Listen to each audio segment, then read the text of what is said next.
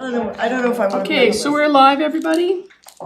So if I could call to order the special council meeting for Tuesday, June the 23rd. So if I could have someone, we have an introduction of a late item. Late item submitted by Councillor Page. That the motion is that council write a letter to the federal and provincial governments, the Federation of Canadian Municipalities, and the Union of BC municipalities requesting a transparent, equitable allocation formula for building community-strong fund infrastructure dollars and meaningful inclusion of rural communities in designing innovative financing tools for affordable housing acquisition. So that being the late item, that's been moved by Councillor Page, seconded by Councillor Woodward. And this is just to get it on the agenda. We'll discuss it at item 11. All those in favor of that? And that carries. Thank you, Council. So if we could have an adoption of the agenda as amended, including the late item. Councillor Woodward, seconder, Councillor Tate. All those in favor? And that carries. Here we are, number 9. Recommendations from staff. Nelson Hydro. Yeah, maybe just before we start, I just introduce Dan Geisler, our new general manager of Nelson Hydro. Scott's given up the reins here. As I mentioned earlier, Dan started last week, and Dan's coming back to us. We sent him away for some more training for 8 years, and he's returned. So it's a real pleasure to welcome Dan back, and some of you that were on council back in the day know Dan, and others, hopefully you'll get to know him over the next number of months. So Nelson Hydro is requesting approval to advance the AMI project to the next stage and submit the application for a certificate of public convenience and necessity, a CPCN, for automated metering infrastructure AMI to the British Columbia Utilities Commission, BCUC, all our favorite acronyms. So over to the two of you. Great, thank you, Mayor. Really pleased to be here and for what is essentially my last presentation to council, and especially on this topic of advanced metering infrastructure AMI. We've been working on that for some time. So over the last 4 years, I've presented to council a number of times, talked about what the opportunities are, and we've discussed the costs and that. And tonight we're here to bring to council the fruits of our labor over the last number of years to present the results of those efforts are, and ask for council to approve us to move on to the next phase, which includes submission of the application for a certificate of public convenience and necessity, which is a requirement of the British Columbia Utilities Commission for a project because they govern the rural portion of the utility. But also we'll be wanting to move forward with more public consultation, development of project plan, and things that Dan's going to then carry forward, so that once we've pulled all that together, he'll be able to come back to you hopefully early in 2027 with a recommendation for full project approval. So today we're asking to council if we have done enough work to give you the confidence that we can move forward with this project and a formal application to the commission.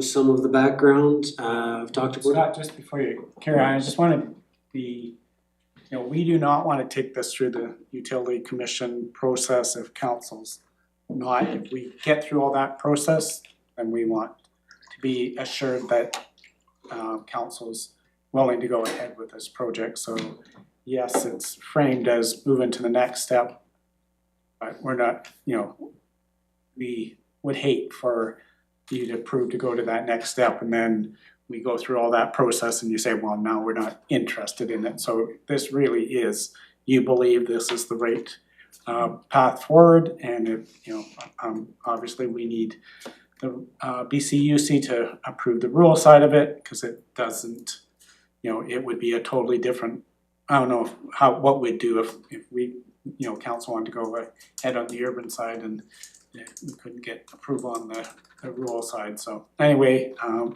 we believe, you know, we will get through the BCUC process, and like I said, we don't wanna, you know, hear later that, oh, we're not in favor of that, so really this is a decision, yes, we believe this is the right way to go, the business plan looks solid, and yeah, I just wanted to make sure you didn't have a misunderstanding that there was, you know, clearly you can always change budgets and not approve things, but it is in our financial plan, which Scott will speak to already, so that's anticipated in that plan.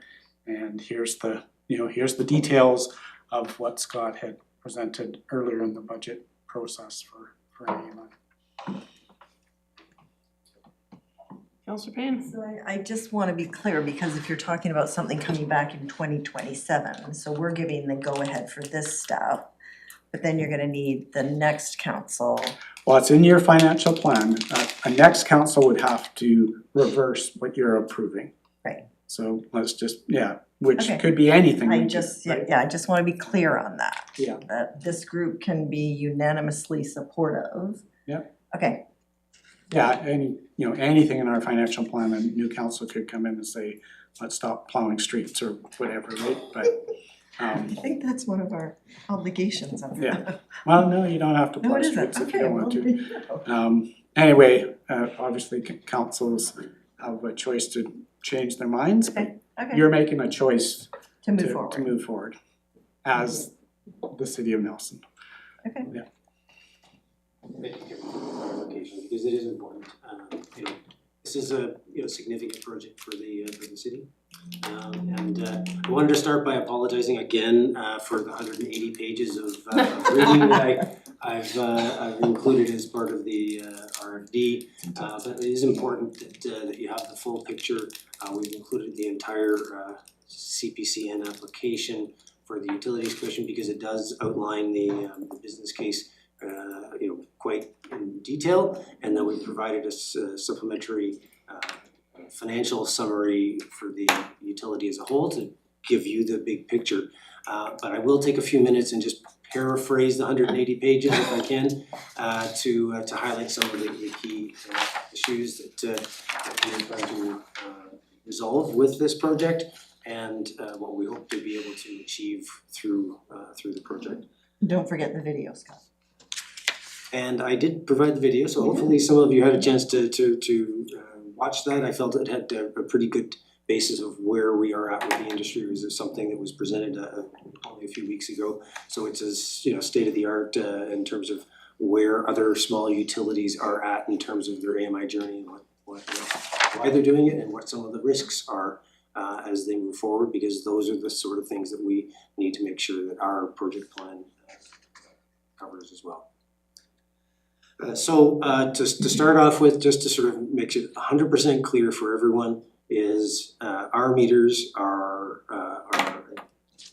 AMR meters, are automated meter reading meters. The existing meters that we have in our system are now 20 plus years old, and they are reaching end of life. We have strict rules around meter recertification through Meter in Canada, so we have to replace all of our meters. So you'll hear me talk about the base case. The base case is replacing our meters with exactly what we have right now versus the opportunities that we might be able to gain through advanced metering. So when we looked at it, we looked at options. So do nothing is not an option. We can't just, you know, let the meters expire. We have regulatory as well as reliability issues around that. So the base case is just replacing all the meters with the, you know, existing technology that was, you know, state of the art 20 to 25 years ago. The second option is we're trying to look for something like, you know, we're calling it AMI light, something that isn't the full blown AMI, but, you know, like enough to get us by. Similar to sort of say what, you know, a lot of utilities have right now, which would be their like, you know, initial deployment of AMI that many utilities did 20 years ago who are now upgrading into an AMI 2.0, so there's now an AMI 1.0. So they give basic functionality for advanced metering and resolve some of the issues that we have, like, you know, eliminating the drive-by meter reading that we currently have, but without all of the data management functionality that we have. So we tried to pare that down and, you know, to take a look at that as an option. Like, what can we do? If we buy meters today, what do they look like, and is it gonna be cheaper than what we would if we bought the full-blown package, which includes all the meter data management processes. So the next case is our what's called AMI 2.0, which is the modern meters that are available in the market today with full data collection and analysis and you know, interactive displays so that both the utility and customers can benefit from the acquisition of that data through the meters. And then the final option that we looked at was you know, trying to partner with someone to reduce the cost. So if we want to go with the AMI 2.0, Penticton, Summerlin, and Grand Forks, they're all in the exact same position as we are. Their meters are expiring. We've been having lots of conversations around AMI. The other BC Municipal Electric Utility member, New Westminster, is in the process right now. They're actually just wrapping up their AMI deployment within their municipality. So we've been learning from them. We've talked about partnering with the other municipal utilities, and so we've included that as a comparison, as an option for us to sort of consider, and not really only an option because the other utilities, especially Penticton, have said, well, if we're gonna do AMI, we're doing AMI 2.0. We're not gonna do a light version, and we're not gonna partner with you if you just do an AMR, because we'll just do the same thing as we are already doing. So the AMI 2.0 option is what we would partnership with. So if we choose AMI 2.0, then we still have the option of developing those partnerships. So those are the four cases that we looked at. We did consider other partnerships. We had extensive talks with BC Hydro about partnering with them because they are moving from their original AMI deployment because their meters are expiring. But not until 2032. So there was a timing issue that we were trying to work around, but in the end, it wasn't going to work. And when we started talking about costs, their proposed cost for us to partner with them was going to be more than what we were quoted from our preferred vendor. So that pretty much sort of solidified in our mind that, okay, there's a lot of complications with working with BC Hydro. There's some advantages because they have a lot of the technical expertise that we could lean on, but they also come with a lot of bureaucracy. We would not be their first, priority for resolving issues, things like that we would have had to work through. But in the end, it came down to the cost and then the fact that the current BC Hydro system is not allow what's called multi-tenancy, which would allow us to be able to share with, with their infrastructure, but keep our data, our customers' data private and firewalled from theirs. Their system is not capable of that. When they upgrade in 2032, it would be, but again, that comes into the timing of everything. We had similar conversations with Fortis BC and came right into similar issues. So we've been in those other options. So in terms of what we did, so a year ago, almost to the day, we started a procurement process because one of the things from the pre-feasibility study that we did back starting in 2022, that kind of give us an idea of what to expect with AMI, tried to help educate us in terms of that, and we spoke to council about that initial assessment where they came back and said an AMI deployment is going to be about $9 million, and we went, ooh, that's a lot of money. We need to sort of think about this for a while and do a lot more planning. One of the recommendations was to do an actual procurement process, so we got real costs rather than estimated costs, because the vendor that you go with, there's a lot of different technologies, different sort of options, and we wanted to be very specific with what we were going to get and what options we were going to be able to value in terms of the benefits and the business case for that. So we've gone through the the procurement process. We had 6 vendors that submitted proposals. We pared that down to 3, and we selected a preferred vendor right now. So the cost, the financial analysis is based on the cost with the preferred vendor. We are in the final stages of negotiation. So so any of the details of the costing are commercially sensitive, so I'm not sharing those, but the overall project costs were developed based on that. We've got a lot of other costs over and above sort of what the original vendor was, as well as some installation costs that we've included in there.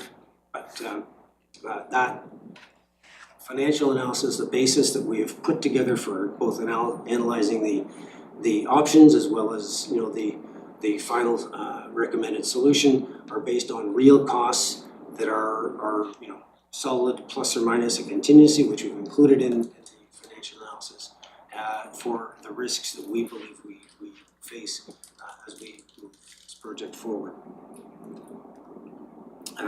Financial analysis, and I do have to start with an apology. There is an error in the RFD, and Councillor Tate's probably already picked it up, but the initial installed capital cost is listed as 7.4 million. It's actually 7.3. 7.4 is the total capital cost, net present value of the total capital cost, because we have about $100,000 in reinvested capital in to replace some of the network infrastructure in year 10 of the AMI lifespan. So there's some additional costs there, but you'll see sort of further on in the financial summary, you can see the 7.3. So if anybody was noticing there's a discrepancy there, that's why. But the initial capital cost for an AMI deployment is 7.3 million.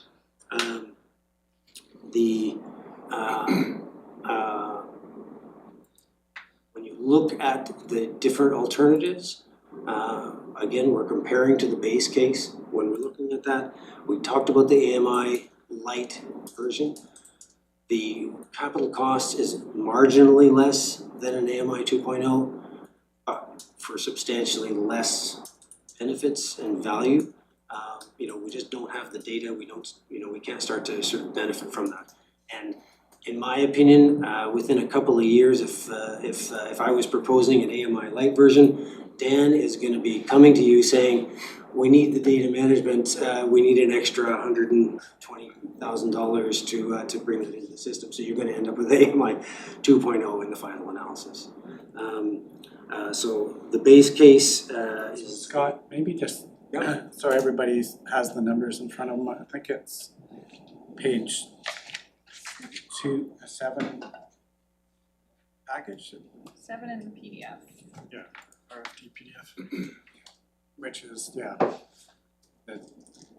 it's on page 2 of PDF, that section 1.2 of the financial summary, if you want to sort of take a look at that.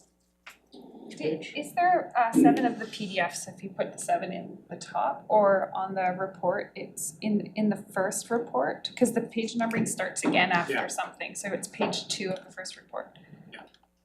Can I ask Yes. a question while we're looking at numbers? Thanks so much. Is there in here somewhere, because I think that we've talked about the benefits that you reap by going to the higher level, is that captured in a nice little chart somewhere? I don't have them in a full chart. There is in the CPCN for the rural area. We do show the benefits net of O&M. It's just in there, I just couldn't I think it's in features and benefits in 1.1. Yeah, Does so table. right now the table in 1.1 does show the net, which is O&M less the benefits for that.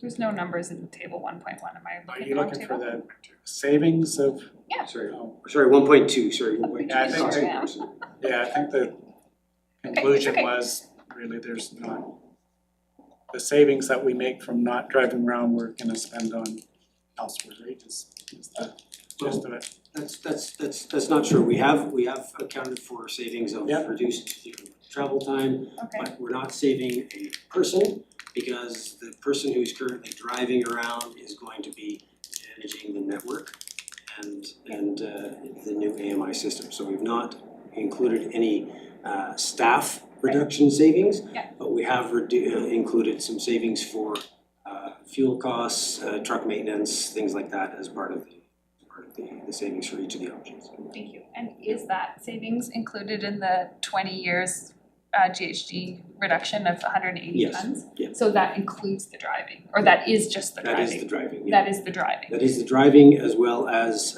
some GHG reduction for reduced calls for, if we currently, someone calls and says, there's a problem, the guys will actually drive out there, they'll drive up and Gotcha. down looking for the branch on the line. branch. So we've included some savings for the a reduction in call truck time as well, because the expectation, and this is based on industry experience that we leverage from Utilisys to help put together the financial analysis on what utilities actually see in terms of reduced call time.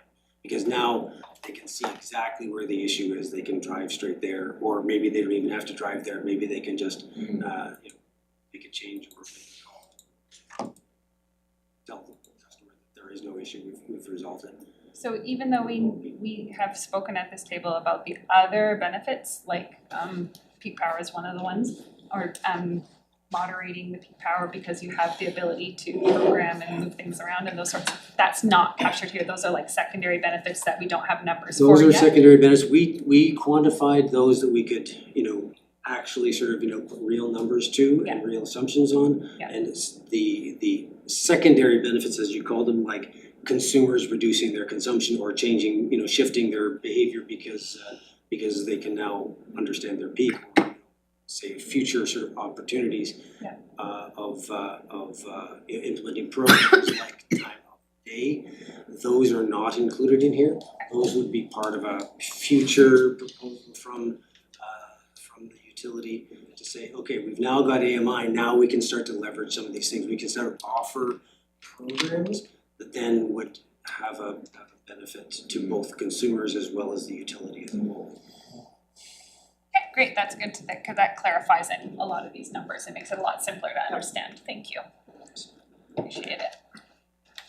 Thank you. So I was speaking to the alternatives and comparing to the base case in terms of the financial analysis.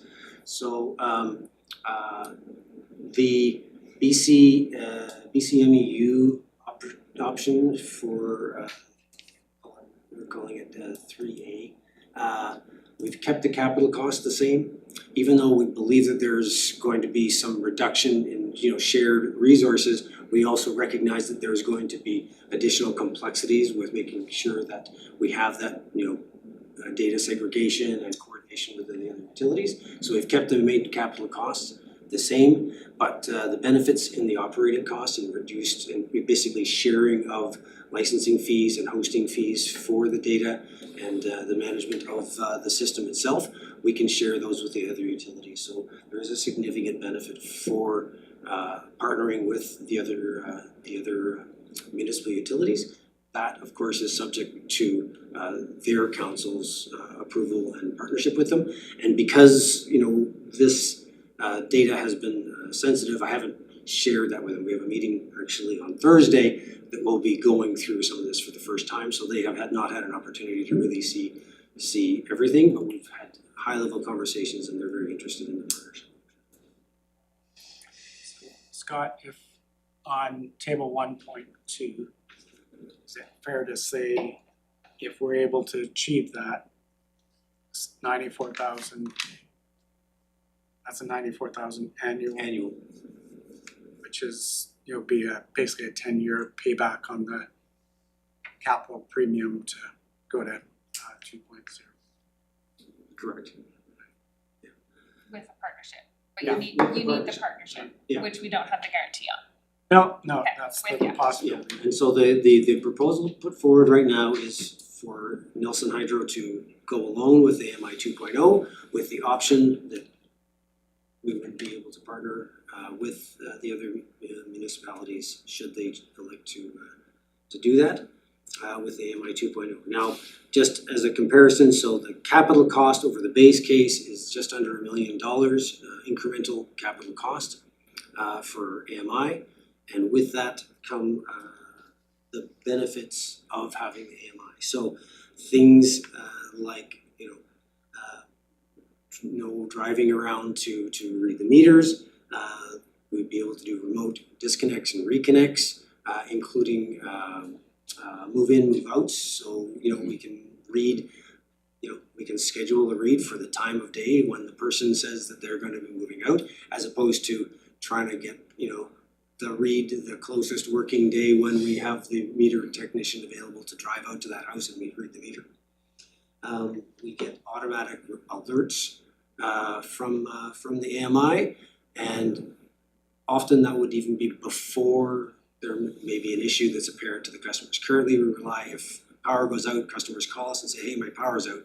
But we would get the system, we would be monitoring all the parameters. So if we had a low voltage, or we had some things like that, before there was ever even an issue identified by the customers, we would be able to resolve it. So hopefully reducing claims or other concerns from customers with that, and relieving the customers of the obligation of always phoning in to tell us that their power's out. We would know their power was out, we would know whose power is out, we would have instant situational awareness on large major outages, or if it's just an isolated thing or it's a specific feeder, we would have that data instantaneously, as opposed to relying on 20 people to call us to sort of try and get a sense for like, oh, that looks like all of Balfour's out, we must have a problem at Coffee Creek.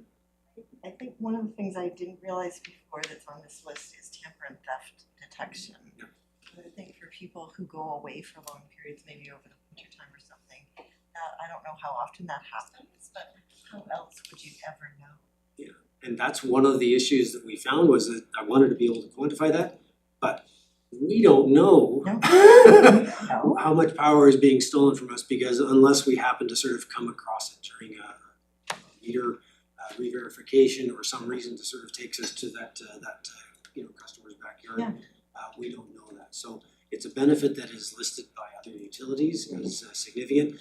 I couldn't quantify it, so it's not included in the benefits, but it's something that we're going to be able to have a handle on. All the meters will all have detection, and they'll immediately send an alert to us if there's anything amiss going on. It's one of the reasons I think water metering is something interesting as well, because you don't know.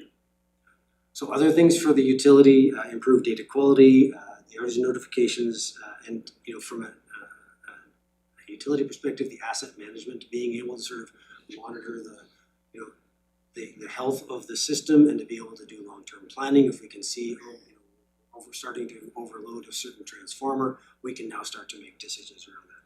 For customers, the ability for them to be able to see their own consumption will benefit many customers who are interested in that, particularly those who are contemplating service upgrades, say they're wanting to put a heat pump in or wanting to do an EV charger.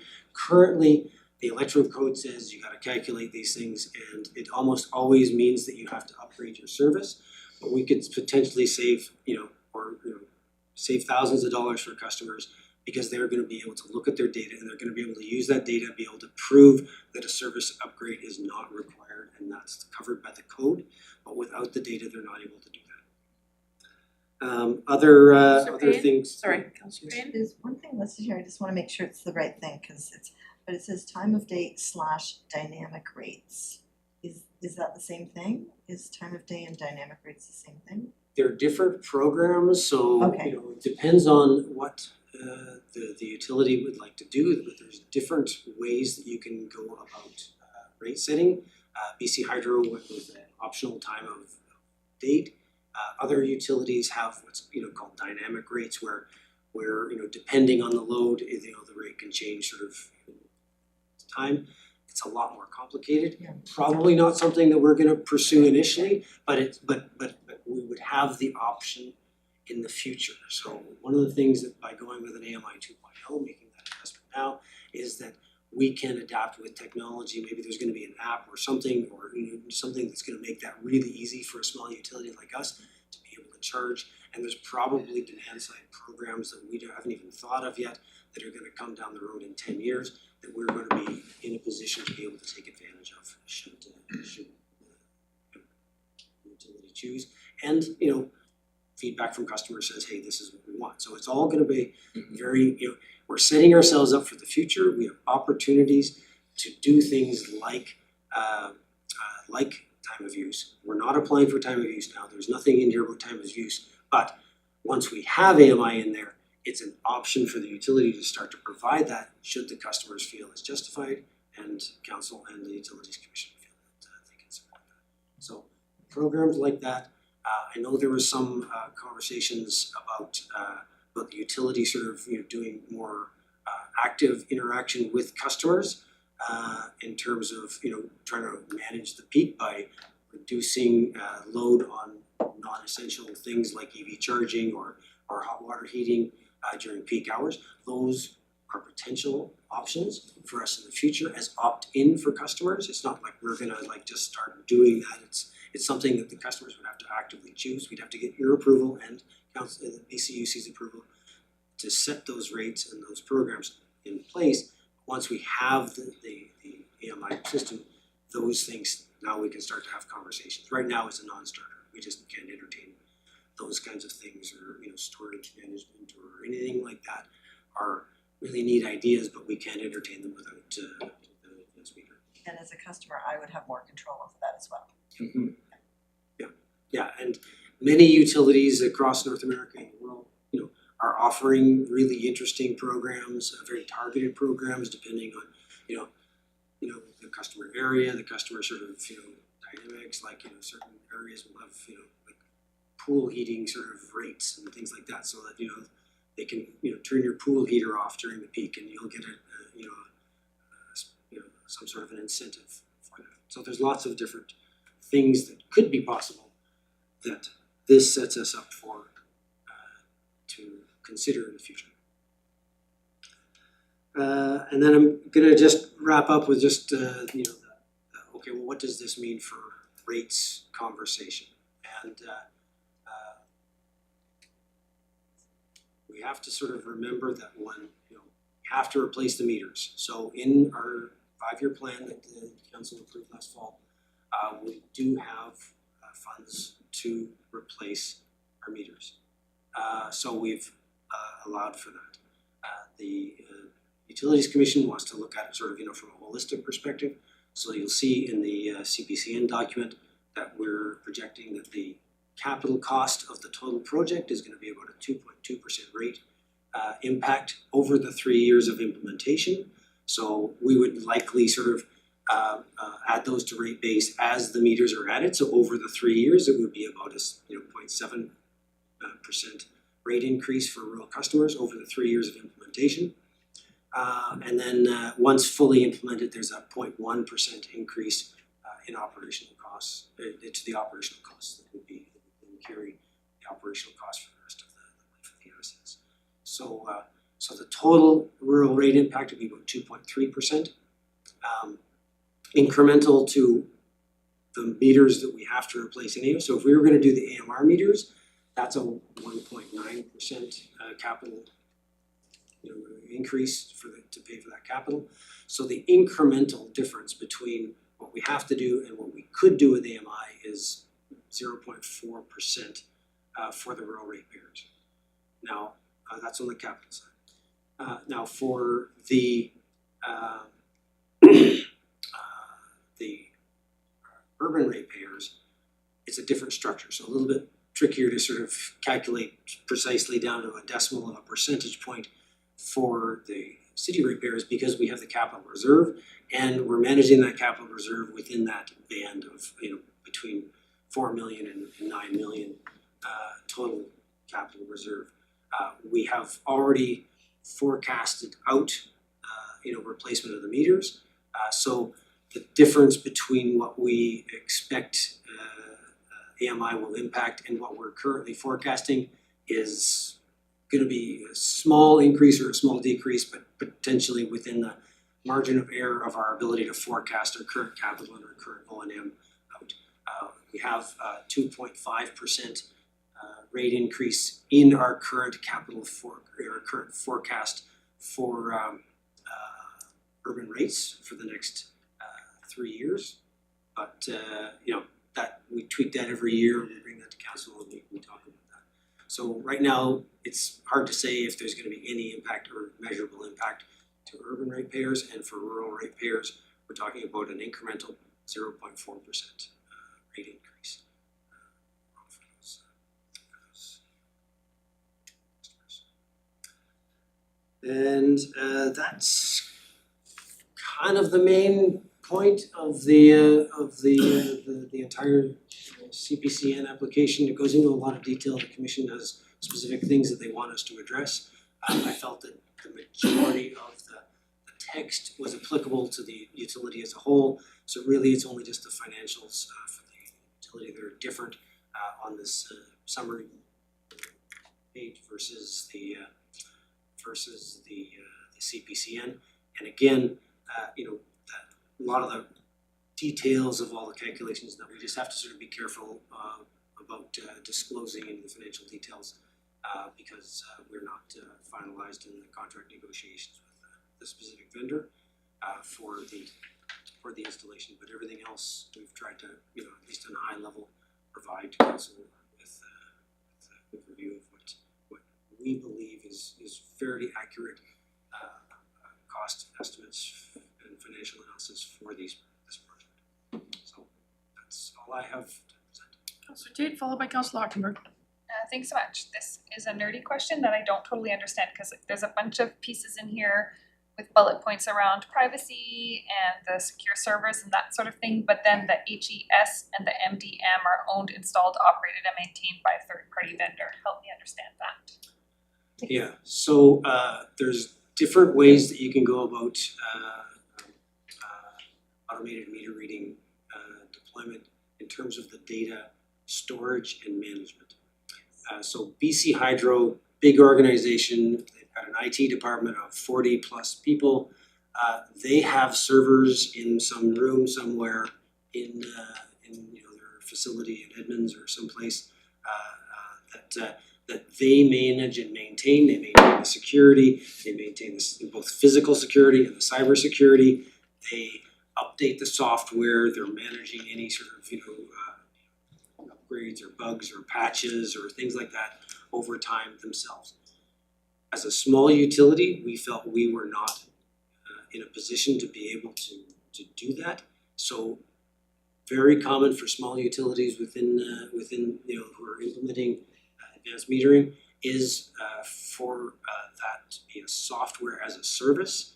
So the vendor is providing the software and they're hosting the software in their secure servers. And those, in the RFP, we specified that those servers had to be in Canada because we wanted to sort of keep that data sovereignty. It just makes it a whole lot easier for us. So they're hosted in a Canadian server and they have a staff that is going to, do all that, they're gonna have, physical security taken care of, and they've provided guarantees. They're, ISO 27001, which is, sort of the international standard for cybersecurity. They have the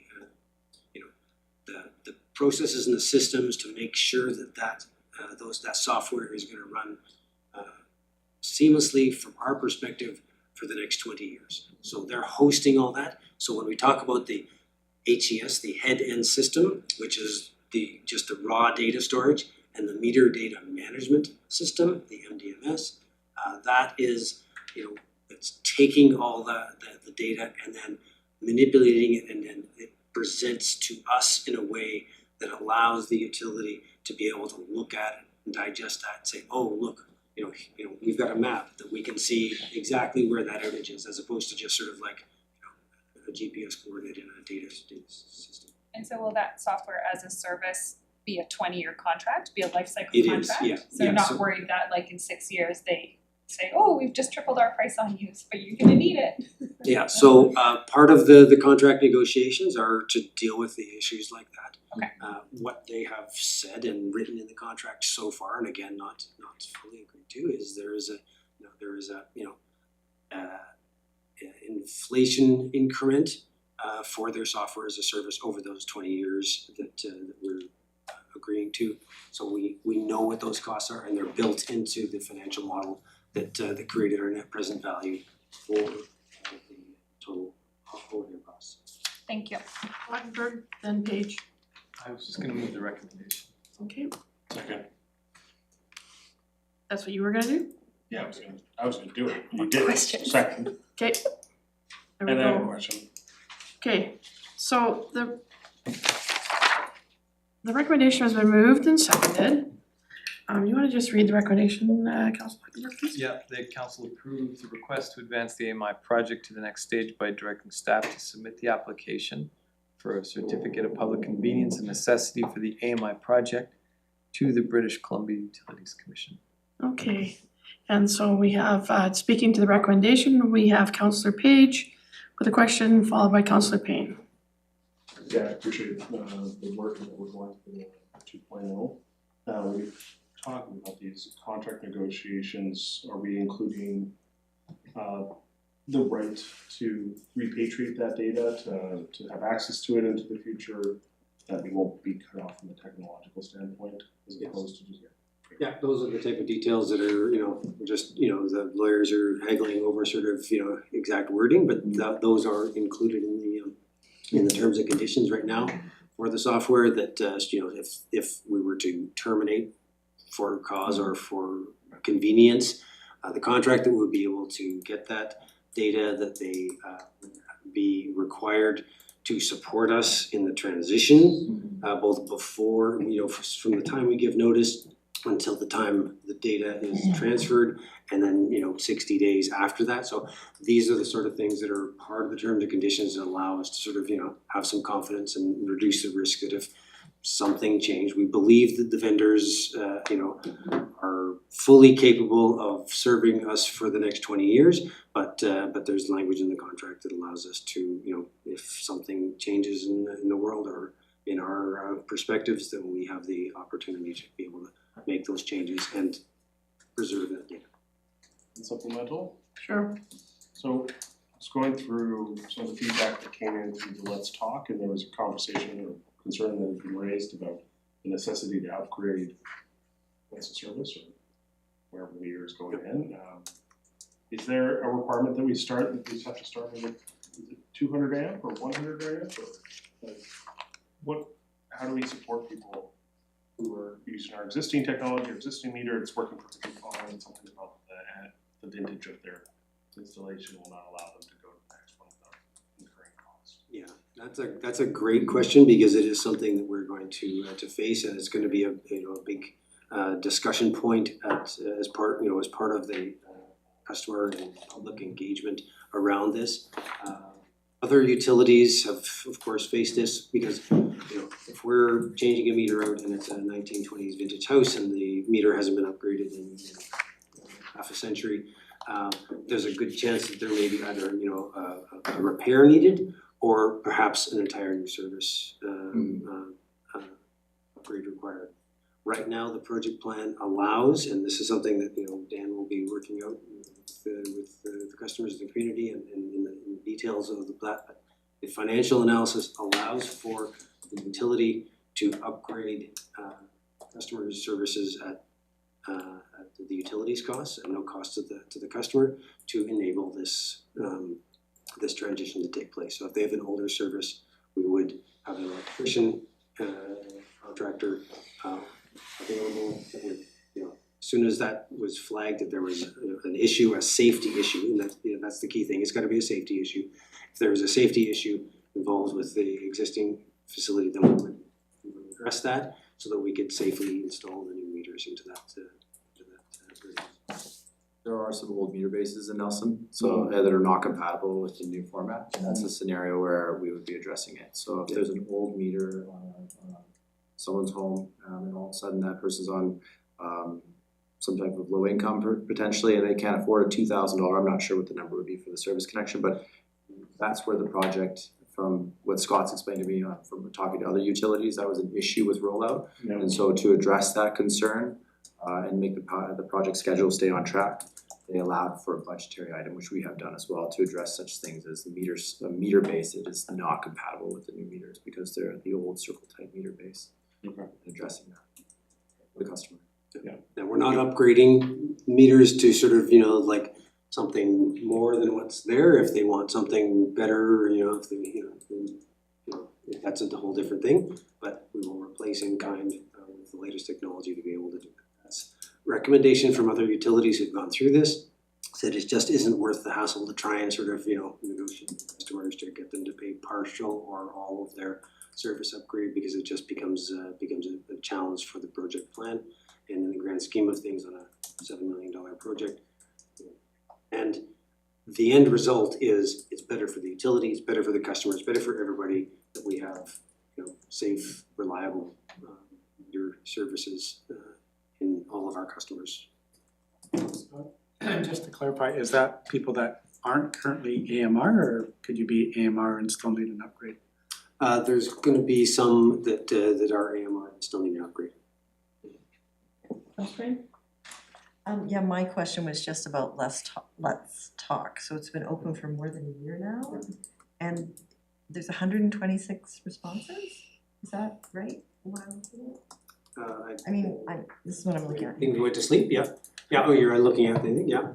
Yeah. Yeah, That so we've had a seems number, low to me. 126 people who've put a dot on Voted. the map. Okay. I think there's 1,300 people who've interacted with the site. Okay. There's some statistics in the But I RFD. can't see that then?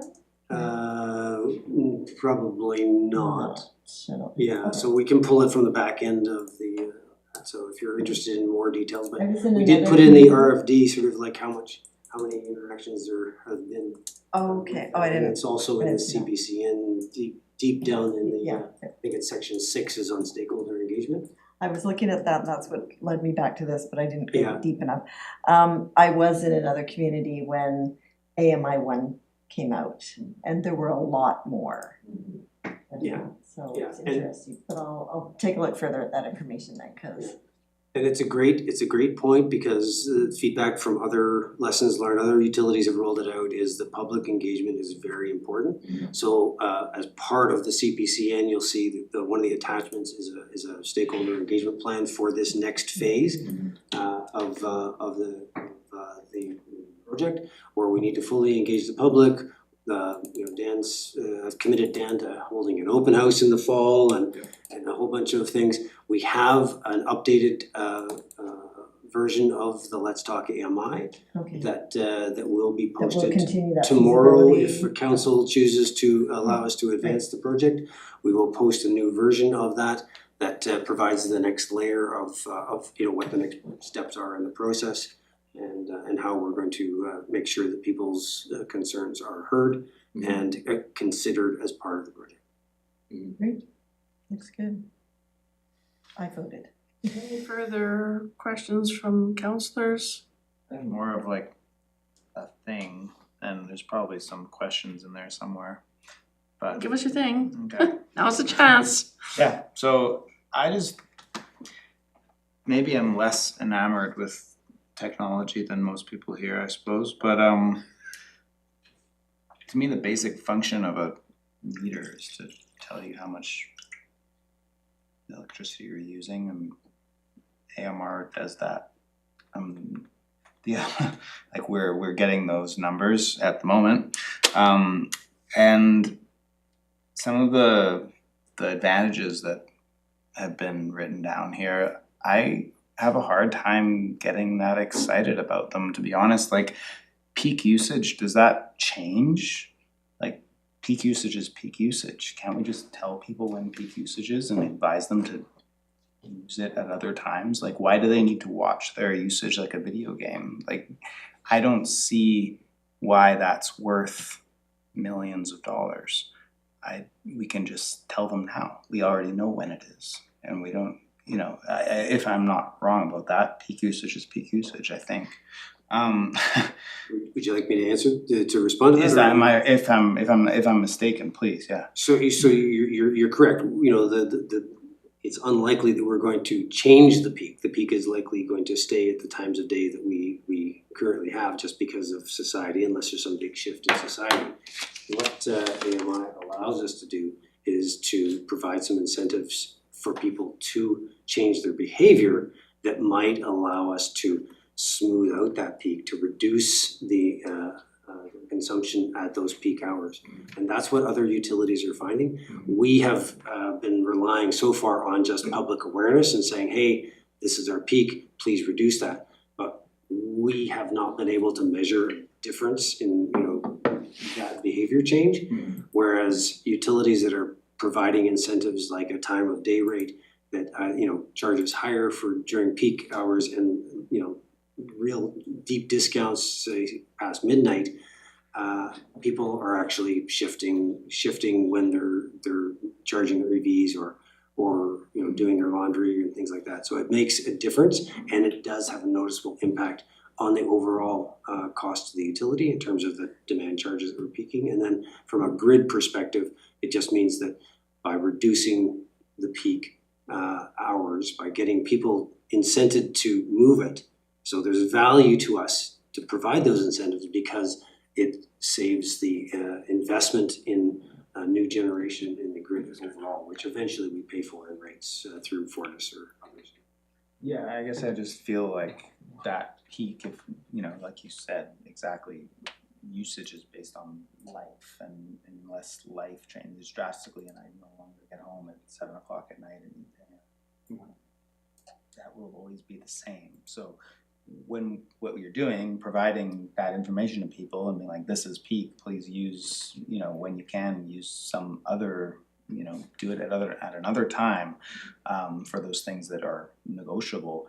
I think we may not be able to track that, but those people that are concerned about their usage or concerned about what they're paying or whatever are already doing it. We're just not tracking it.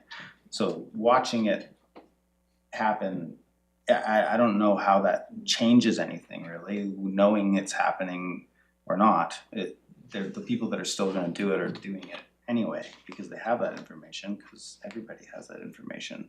I don't know. I don't think I'm wrong there. I think it's peak is peak, and you can just communicate when that is. I think what Scott's saying, it would be a financial penalty to use that peak. Is it not? Oh, Everyone shares in the financial penalty sure, right but now. why don't we just say it's a financial, like it's cheaper to do things at 1 a.m. Yeah. and let people do that. But it's not, we can't charge people for using power at 2 a.m. Differently than at 2 p.m. or Tuesday or Sunday, because right now we only take measurements once every 60 days. So this will allow us to take measurements every 15 minutes, and we'll be able to sort of say, okay, Jesse, you've now, you've changed your behavior, so we are going to reward you with a cheaper rate because you were not impacting our peak. Mm-hmm. I saw this a lot in my last job with the job I was doing was associated with WEC, which is part of Western North America. And they talked a lot about managing peak and how the demand was increasing in all of North America on the west side to the tune of doubling in the next 7 years. And one of the benefits in California and other United States where they implemented time of use and midnight on, the price reduction was reduced. They saw a huge peak when people's controlled devices such as EVs or laundry or anything with the motor basically would turn on at the first minute of the next day. And so now they're trying to identify, first they're leveling the peak of the utility, but they're also seeing these new spikes, which are, well, we never had to deal with that before. Well, now they just have a new peak. Yeah, well, it's not quite a peak. They're taking taking the energy from the peak and putting it at a different time of the day. But it's measurable is the key. There was a substantial change that they were like, well, this is something we can obviously see, and it was interesting to see. I think one of the things to keep in mind, Councilor Perron, if you've got another question, go right ahead, is that part of this discussion is AMI might be the next, whatever the heck this thing is on my desk, this next cell phone, if you want it to be. But right now, the rotary phones are dead, and I have to have one of these regardless of what I do with it. And so that's really where we're at now, is that we can't replace AMR meters with AMR meters because they don't make them anymore. Is that true? Like they don't there's no, like, why is it even an option? If we can't So- even buy them, why is it an option here? It's a risk to that option, that they will be obsoleted. There's no manufacturer out there saying we're gonna stop making them or we have stopped making the AMR meters. But as more utilities switch to the AMI, then the demand is gonna go down. And we've seen this with other technologies where the less demand, then the products get shifted to sort of like a subsidiary or a smaller manufacturer, and the costs go up until eventually they say we're discontinuing that product line. You need to find a solution. And we've got examples of that in other issues like SCADA and many technologies go through that cycle where eventually the original supplier says, okay, there just aren't enough customers for us to continue to invest in maintaining that older technology, so we're going to create an end date. So most utilities are forecasting that within 10 years we will face that with AMR. I'm not saying it's gonna happen, and that's why AMR is an option. Like, we could just do AMR meters, but there is a risk that within 10 years we might be faced with no support for those meters anymore, not being able to upgrade the software, the handhelds that collect the data. So then we're going to have to get custom solutions from another vendor who's going to service us to be able to sort of get those meters through to their end of their life. So there's risks associated with maintaining older technology. It's kind of like if you're still running an iPhone 8. Yeah, an iPhone 7 or 8, they start to get slow after a while. Come on And now.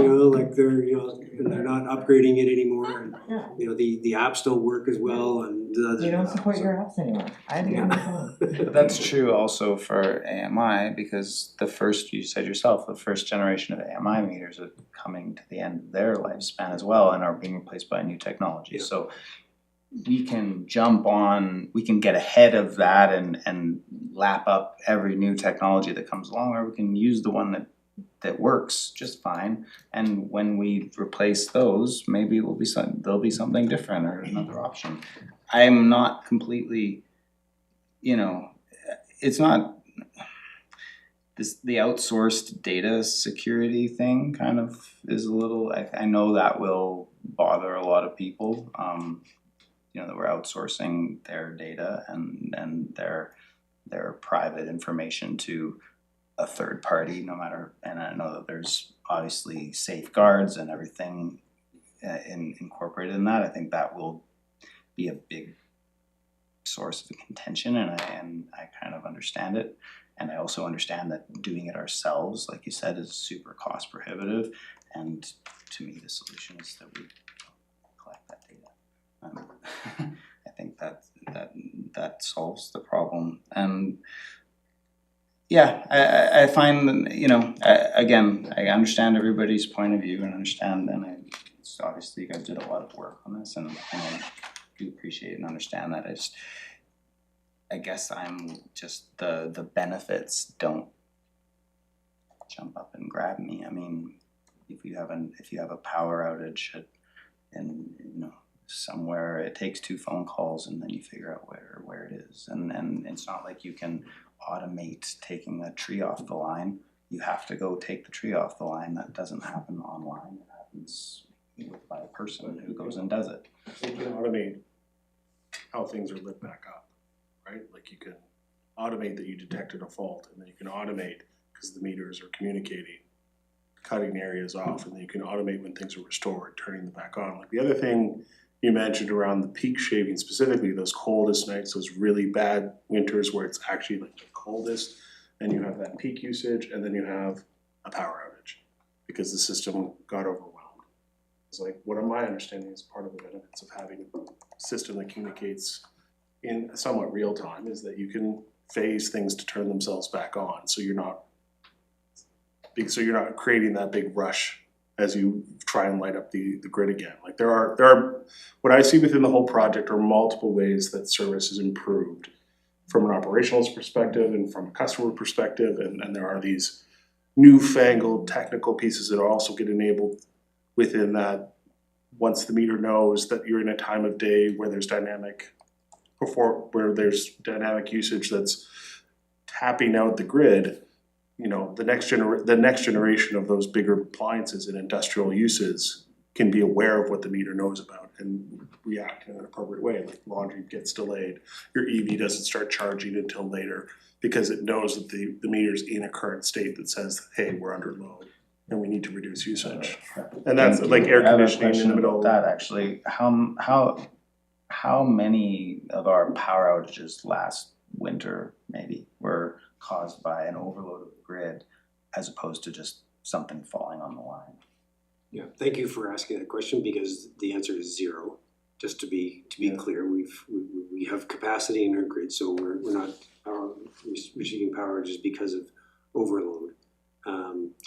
So it's almost always like a fault. I mean, there might be a temperature related issue with a piece of equipment that might fail, but it's not because it's the system is overloaded. It's because that particular fuse or transformer is not performing and will cause an outage.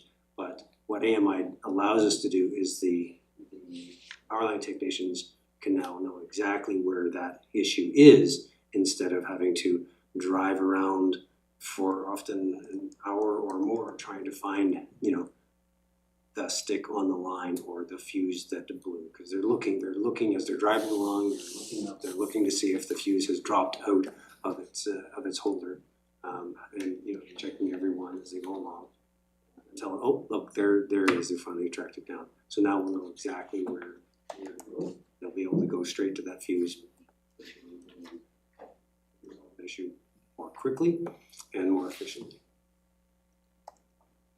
Go on, but I won't. Okay, seeing no further questions, the recommendation has been moved and seconded. All those in favor and those opposed, which have to be recorded. Okay, and that carries. And Councilor Pinero recorded opposed. Thank you. Thanks, everyone. It's a Thank pleasure to you. meet everybody. Thank you. Yeah, Yeah, it was welcome great, to the great team. discussion. Thank you. Scott, just want to take this opportunity in the public realm to thank you for your years of service to Nelson Hydro. And maybe not everybody knows where you live, but I do. So if the need arises, who knows, we might have you back again to share some of your knowledge of our utility with us. And I know that Dan will probably maybe have you on speed dial.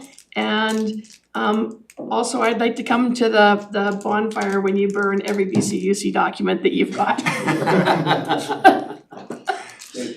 Thank you, I appreciate that, and it has been an honor for me to serve my community in this way. I really, it's been a very special time in my career to be able to finish it, working for the community and the people that I've, spent many hours on the soccer field with, or doing volunteer time with, and being able to actually sort of take their phone calls and answer their questions about the public utility and the city as a whole, and it has been wonderful working with this council. It has been a real pleasure and a treat. I appreciate that, and I am leaving you in really good hands. I feel like Dan is gonna take it, and he's got the time to do a good handover, so he doesn't have to phone me. But I am still in the community, and I will definitely see everybody around at the events, and I'm gonna have so much more free time to be able to attend all these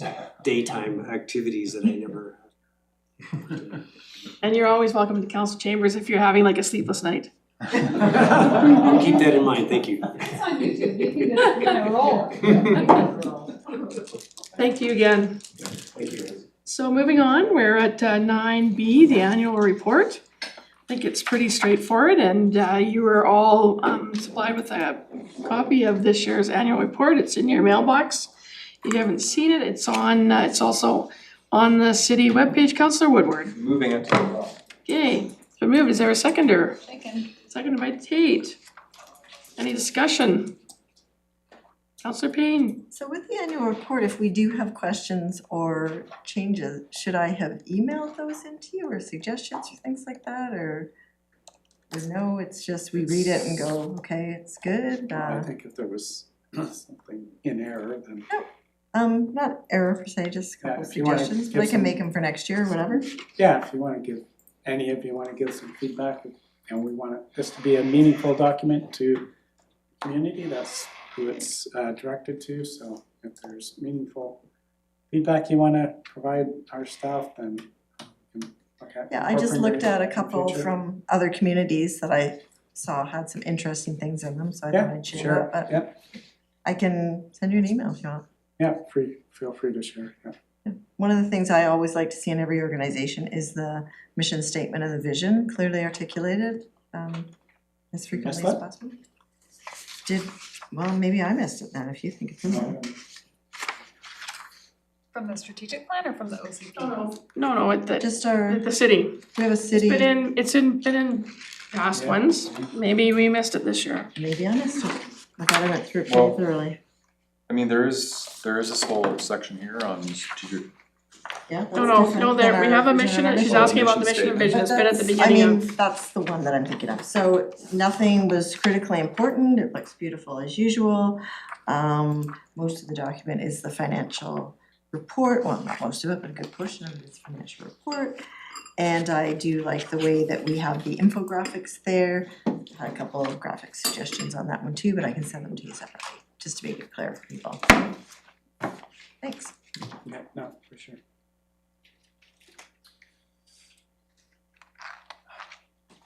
Okay, so it's moved and seconded. Oh, I did have Okay. one other question. I didn't see anything in there about, the library was doing something about accessibility, as was the museum, but as far as the city's accessibility plan, I didn't see that reported on. Is that Yeah, a we- mission by design or? No, we reach out to all our departments, and library and youth center were the best contributors. We tried to fill in blanks for others, but you know, that's something we're gonna talk about, how do we capture this ongoing instead of, you know, we're gonna publish the annual report in 1 month, and Amy and Stephanie we're trying to get people to provide their highlights, and so might be just a lack of resources around that. Like I said, we're gonna try to capture this ongoing, so we have all that data at the end of the year, we don't have to try to get it from people all in a rush. Okay, cause I mean, the accessibility, especially in light of, you know, what we've seen with the intersections lately, I think it's sort of Yeah. really important that we focus on it, so I didn't know, then I started looking around on the website about accessibility, and that was a little interesting too, I didn't see any dates or times around that, so it's sort of hard to know what year 1 and 2 are if there is no published date on the plan or things like that, so having not seen any of the actions, I couldn't tie them together. And I didn't know if they were the ones who would be noticing when things weren't made accessible around the city. So I didn't know how that worked. So yeah, just curious about the accessibility. I know we were mandated to do it, and it sounds like according to the website, we've done what we needed to do, so that would be great also, since it was a provincial mandate, to have it reported in our plan.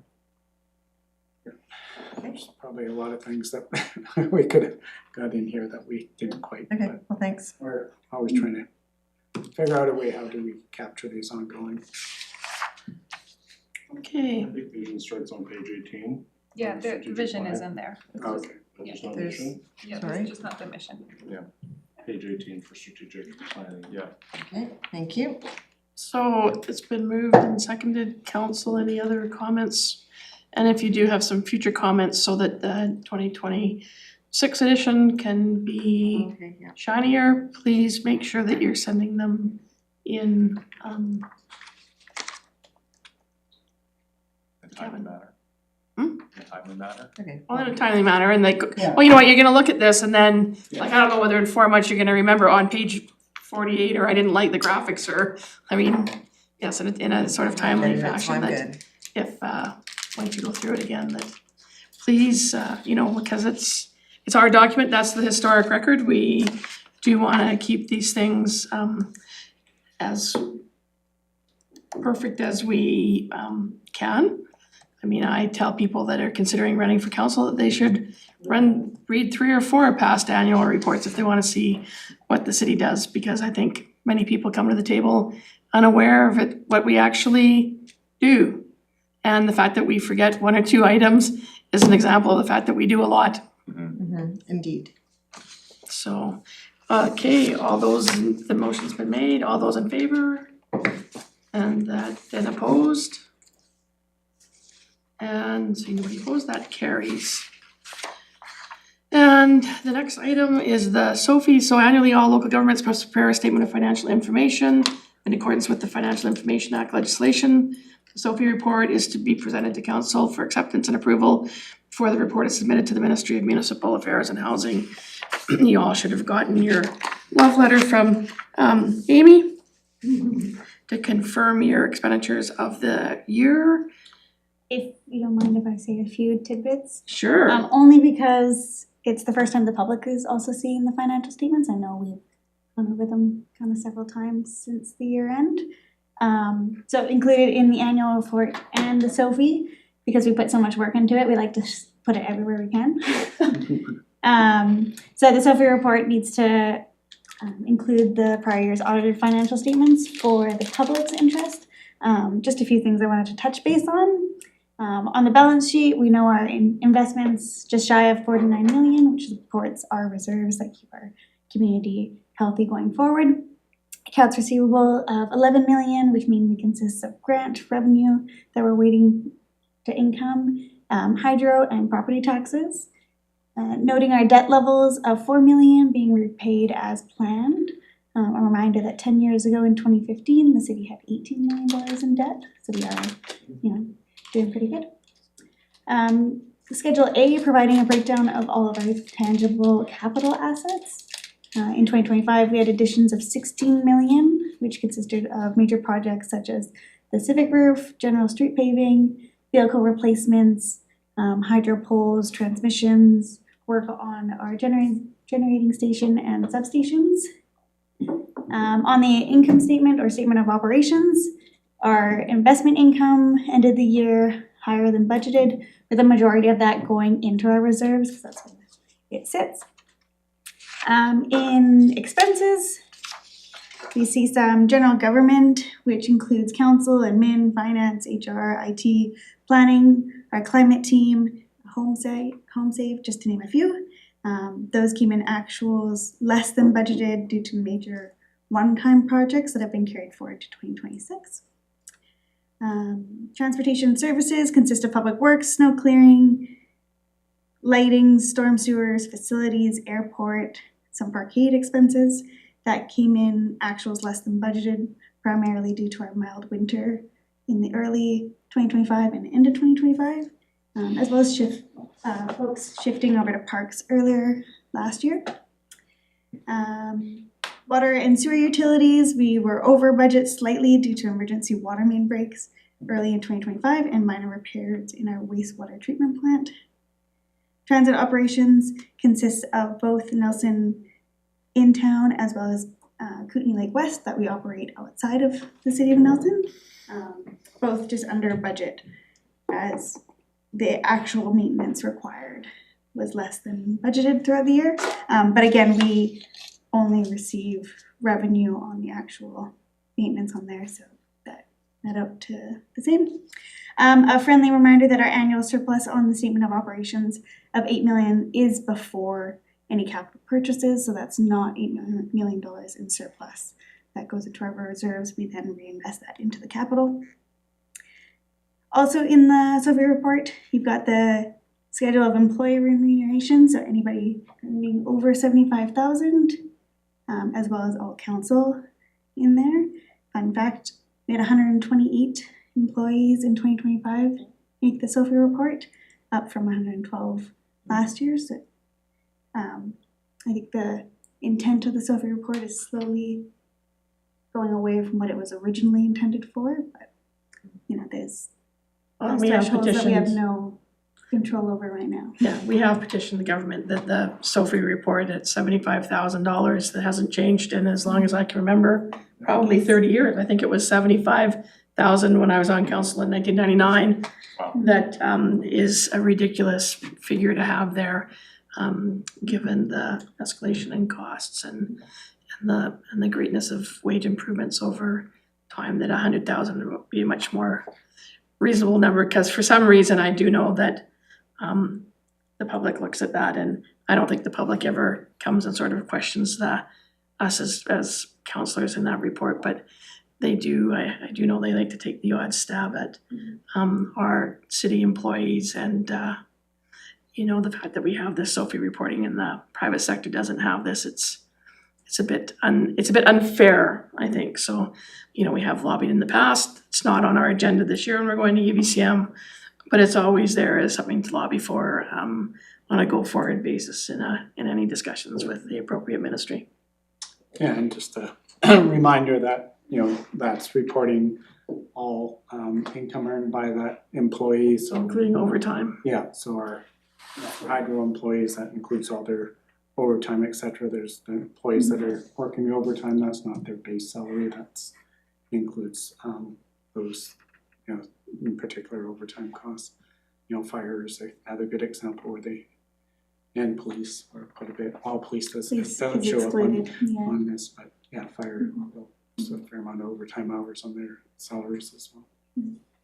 And then- It's excluded, we don't get overtime pay, but so it does include our overtime pay as well. And lastly, has the schedule of vendors over 25,000. And again, that hasn't changed in Yeah. decades either. That's it. Okay, so I believe I got somebody to move and second that, did I? No? Okay, Sophie, somebody wanna move it? Councilor Ward, seconder. Councilor Panero. Any further questions, concerns, comments? Seeing none, all those in favor, opposed, and that carries, so thank you for that. Moving on to our late item, so this late item, as you recall, was a request for a letter, given that there's been some discussions between the federal government and the provincial government on a new sort of community strong housing stream, and some of the recommendations within there probably don't really support or help rural communities trying to meet their housing needs.